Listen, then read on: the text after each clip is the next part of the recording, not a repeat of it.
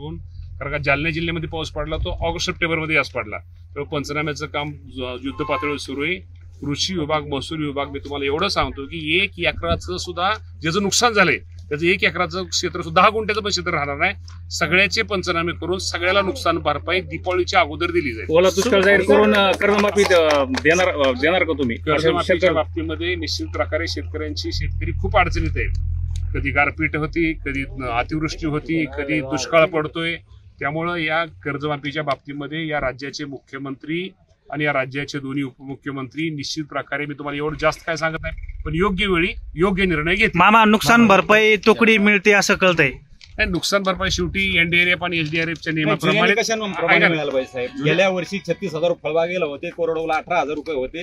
एखाद्या कर्मचाऱ्याचं असो किंवा आमदार खासदाराचं असो, त्यांचं वेतन जे ठरलं त्याच्यात कपात होत नाही आणि शेतकऱ्याच्या अनुदानात कपात कशी करायला लागले तुम्ही?